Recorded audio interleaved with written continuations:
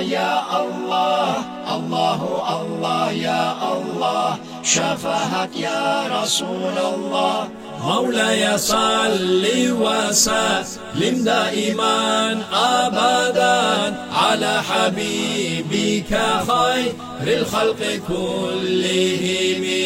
Hoş geldin, yaxşı geldin, İbrahim'nin aslusu. Merhaba, safa geldin, mahlukatın aslusu. Merhaba sağa Habib, has Allah'ın mahbubu. Merhaba sağa tabib, bari halkın matlubu. Merhaba ya merhaba, Enbiyaların tacı. Merhaba da merhaba, asıbullar ilacı. Tayanağan tavusan, bizde zayıf callanı.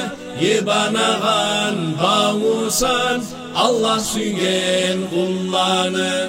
Yüzündendir alınan, ay bulan gün yarığı. Sensin eki dünyada, mümin kullar tarığı. Yüzün gün yemik demek, zulmü olmaz mı Resul?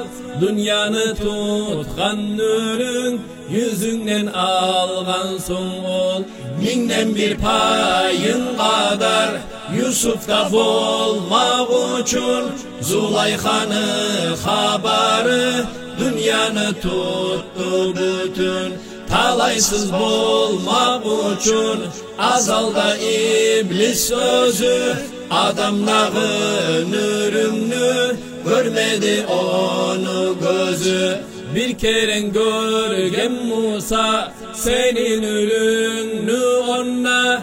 Min kere sucda kılıp, sıylar edi Haman'a. İbrahim neyin ürün, görgen Musa Namrut'ta.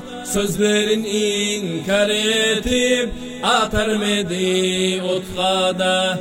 Cengiz yarıldı Musa, yeryüzüne Musa'ga. Kökte gezey Turağan, ayda yarıldı sağa.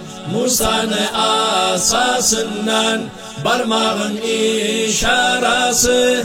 Hünerde yeryüzüne, kök çakı bar arası. Musa'nı Allah bulan, yolukma bar gayyeri.